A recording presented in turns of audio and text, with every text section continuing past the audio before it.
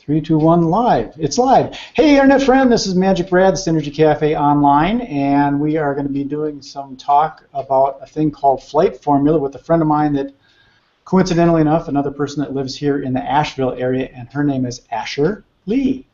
Asher, you there? Yeah, I'm there. Totally there. Thanks, Brad. Your name is Leigh, so is it like Swedish or Norwegian or something like that? It's funny. Lee is actually my middle name. Oh. Yeah, so I go by Asher Leigh. My last name is Zaccanini, which is much harder to pronounce and not as easily remembered. So I stick with Asher Leigh. Zaccanini. That's kind of fun to say. Sounds like a kind of pizza or something. It is Italiana, for sure. So it's an Italian Swede.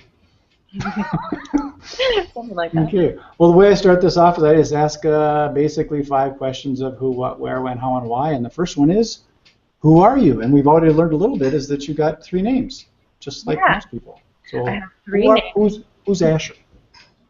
Who is Asher? That's a good question. So I basically began my my journey of self-discovery a few years ago when I thought I was in love with a person and discovered that it was actually not my path. And so I broke away from that relationship, finding myself questioning the existence of life and what it all meant, and basically just asking the big question of who am I and what am I here to do?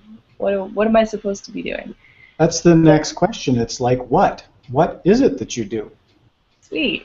Well, am I supposed to say the rest of the who first, or did I jump already into the next? That's up to you. I just interrupted because you said the word what, and that is the next question. So maybe we're supposed to progress. I don't know.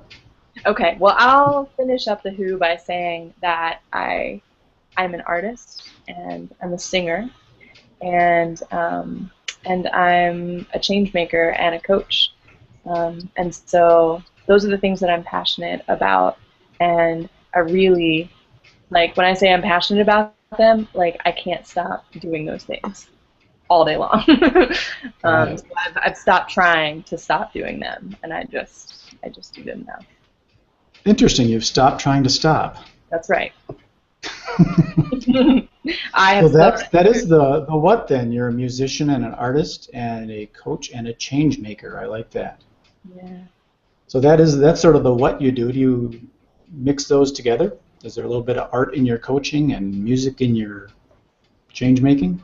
Yeah, I think there's a little bit of all of it in all of it, and I can't really get around that at this point. So basically, what I do is I help inspire other artists and entrepreneurs to find the value in what they offer the world and who they are, and to how to like make sense of all the like jumbled up things up here and take that into a creative transformative process to help them make sense of it and express it clearly. Okay.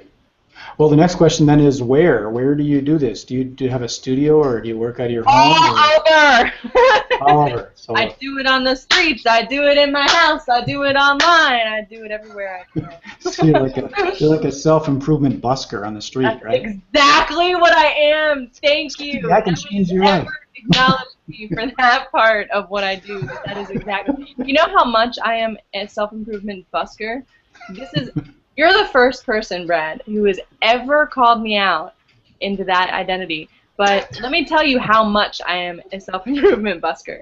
I sometimes, just as a regular busker would, go out on the streets and haphazardly find some stranger who is unsuspecting and has no idea what's coming, and I will ask them a question just about life or who they are or a greatest fear, like a really piercing question, you know, like something that somebody is really not anticipating, and then I'll just see what happens. Sometimes it turns into a video, sometimes it turns into just a really flippin' good time. So you're part of the reason why some people they come here to Asheville just to check the place out, touring Asheville as a tourist, and then you talk to them and all of a sudden they go, I'm moving here. Oh yeah, I'm totally one of those reasons. They're like, only in Asheville do I run into somebody who randomly on the way to the restaurant asks me what makes you sick to my stomach yesterday. So the next question then is when? When do you have like office hours, or it sounds like you just it's 2 o'clock in the morning, you just walked out of the Mellow Mushroom and you started helping people on the street, or when do you do what you do, your music and your art and your personal development and coaching? Yeah. Well, last night, for instance, I just performed at Edna's, which is a local cafe in town. I remember that. I was gonna go. It was your birthday and you didn't It come, was my Brad. birthday. We went to this Indian restaurant and ate too much and got lazy. So sorry, you'll be playing again. I know you have destiny. That's okay. Your spirit was totally there because we ended up playing a belated birthday song to. That's why I couldn't sleep. We're there in spirit. But yeah, I played a show last night, and we do that on a monthly basis at Edna's, and so I just pick up any local music gigs I can. But really, what I'm moving forward into is using music and songwriting as a creative tool of transformation to help people who want to grow and shift be able to do that.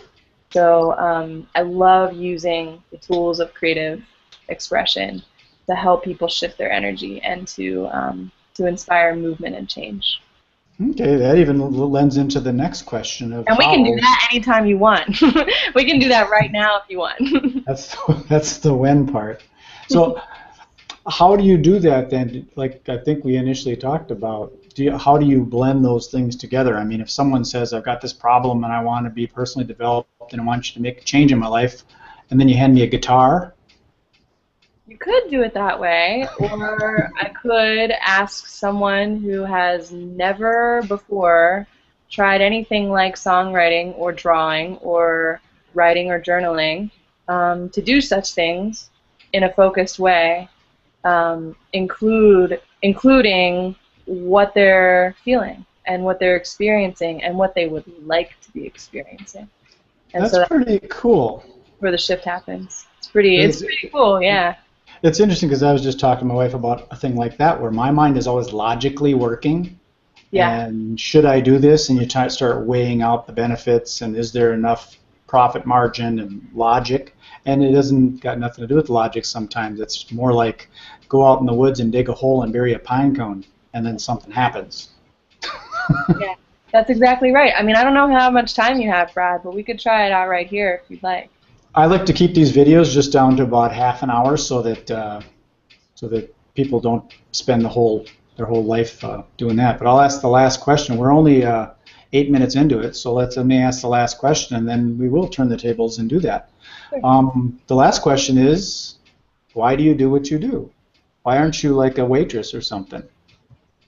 Wow, that's a great question. Why do I do what I do? I think I could answer that question on a lot of different levels, but at the deepest level, I do what I do because I'm deeply connected with the times in my own life where I did not have an outlet to be able to really express the fullness of who I was. So, one of the most painful times that stems back to is high school, when I was completely shunned for just physical appearance and who I was, and just completely rejected, for who I was and my voice. And so I think that that's where my deepest passion comes from, is creating a safe place for people to not only be who they are, but to grow and to become whoever they're trying to become, because we're always evolving and changing, and if that process gets halted or stopped because of the environment that we're in, then it leads to the death and to stagnation, and it stops the flow of life from happening. So that makes a lot of sense, because I do a lot of these little interviews, and when I ask that question, a lot of people end up saying basically the same thing. They're trying to help other people get through an experience because it's an experience that they've actually had, and usually it's because they had a traumatic experience. That's when their life changed and they decided, I don't want to be a waiter, or I don't want to be a truck driver, I want to do this, and they go on a new path. So that's why you do what you do. Yeah, that's to help right. other people. I get it. And I think for all those people who do find that thing that really inspires them or lights them up, like it's not just what you love to do. It's like finding where what you love to do and what you're really good at and what the world really needs and is asking for from you and what the world will pay you money to do. Like when those four quadrants come together, I don't know if you've ever seen that diagram, but that's like your bliss point. That's the point where you are like fully and completely alive and on purpose. Can you explain the diagram? I don't know that I have seen. It's basically just what I described, like what you love to do. So whatever makes your spirit just like fly. The other one is what you're really good at, so what your natural skills attest to.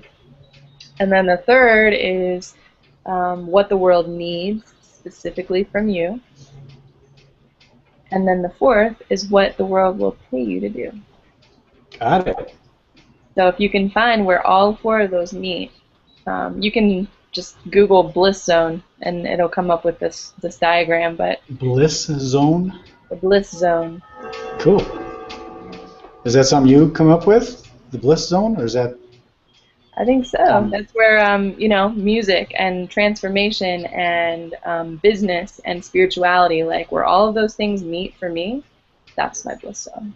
That's where. I like that. Feel the fullest and most alive.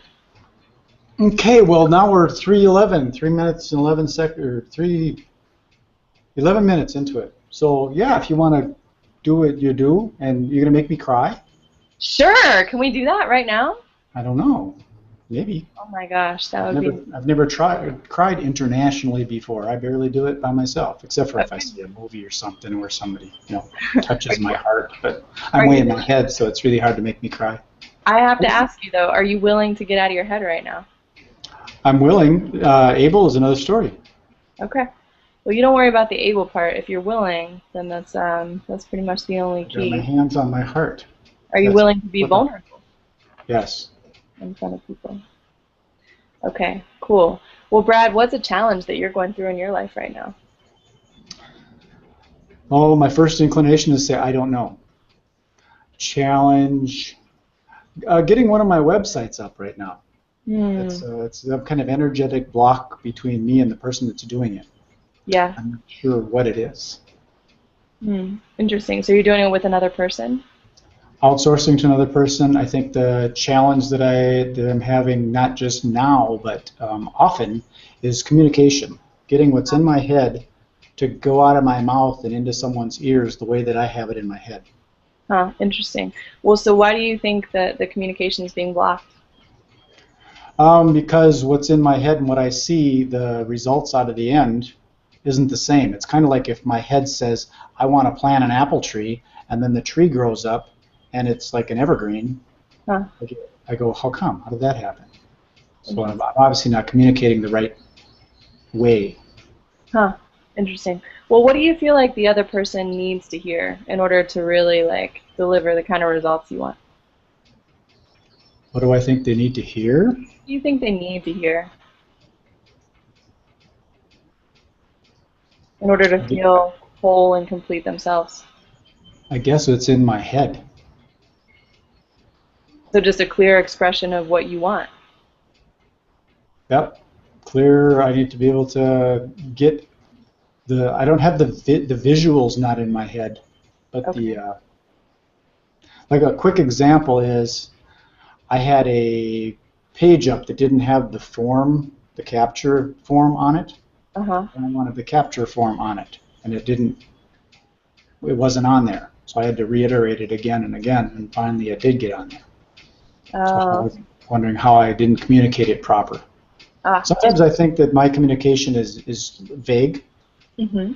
And I think I expect people to understand what I'm saying, and I need to get a little more clear about how I communicate it. I remember in grade school, this comes back a lot. I never took a foreign language. I took reading, and the system that they used, there was multiple different elements of the reading, and part of it was comprehension. And I remember them, the brown card, kind of like the brown card of Monopoly. It was the brown card about comprehension. And that was the card I always got. I always had a challenge with comprehension. Interesting. Okay, so here's where we go a little deeper, right? What do you think you're afraid of as it relates to this challenge? Like, what do you think is a fear that maybe hasn't been addressed yet? I think the essence of it is whatever I'm thinking in my head and it comes out and they actually execute it, it would be wrong. And I would be deemed wrong. Wow. Do you have a piece of paper in front of you? No, but I can get one. I got a journal that my wife bought me for my birthday. 1 second. Oh, this is fun. This is really fun.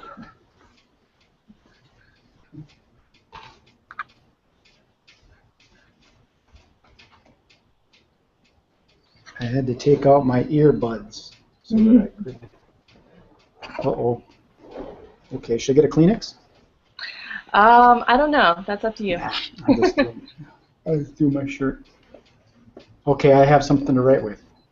Okay, great. So you said that your fear was basically that you're wrong. Yes. That's pretty clear definition. I'm afraid that I'm wrong, right? So, what do you think you could say to yourself that would kind of lift or remove that fear as it relates to maybe this other person? Like, what could you communicate as if you maybe were hearing from the other person some sort of validation? That's right. It's brilliant, and yes, let's do it. Interesting. So how would that change your interaction with this person if you actually heard the essence of that from them as you're communicating with them? It would lessen the interaction because I'd be done. I would already have gotten it out, and it would be successful. Okay. But maybe part of the problem of you getting it out is like that you're not really sure that it's brilliant and awesome. Exactly. So I'm probably speaking instead of saying when, I'm saying if, which shows doubt. Cool. So we're going to work really quick with the emotional part of this, which is that you need to know that you're okay. Like, you need to know that you're okay and you're right and that you're brilliant, as all of these viewers are like experiencing right now. So I want you to go ahead and just write on your notebook. Just write a little, like, almost like a nursery rhyme that kind of expresses something about yourself that you want to celebrate.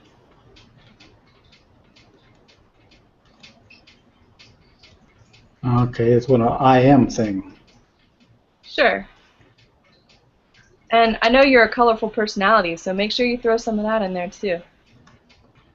I'm a colorful personality? I wouldn't use color. I'm a black and white. I guess I'm a colorful personality. Maybe I gotta get that out and start not doing black and white. I should add some red in here. I don't know. That's just my perception. I see a lot of color.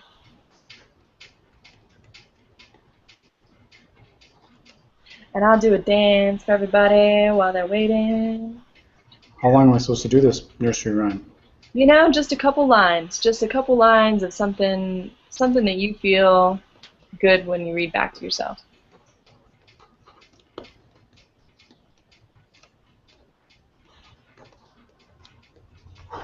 Okay, I did it. Am I supposed to read it now?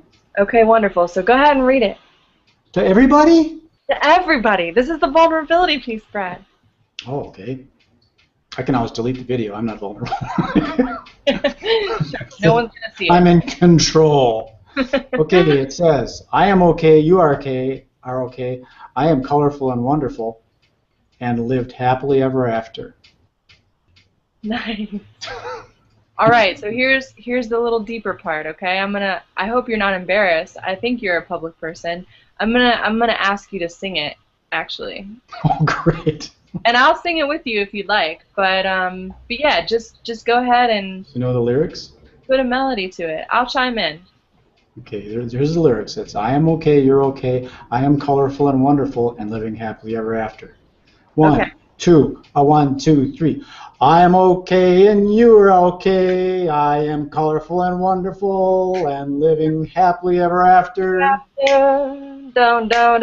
Sing it again. One more time. I'm okay, you're okay. I am colorful and wonderful and living happily ever after. Don't. Don't.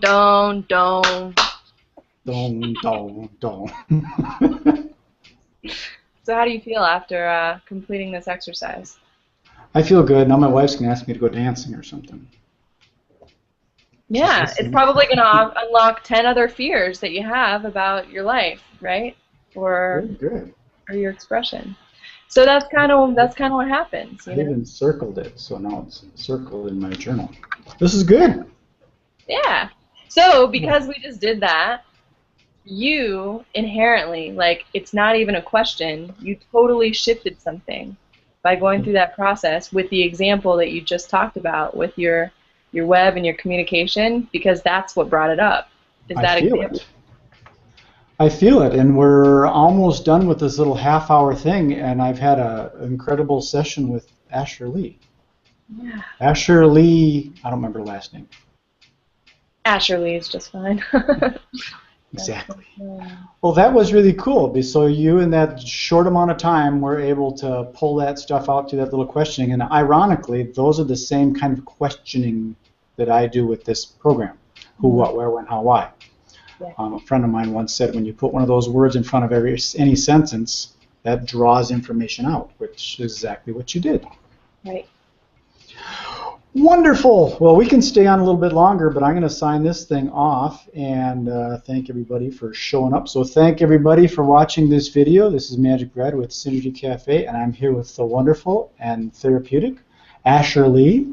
Thank you. And we're both living here in Asheville. So thank you, Asher. Yeah, thanks so much. And thank you, everybody. Synergy Cafe signing off. Peace, love, and happiness. Bye-bye.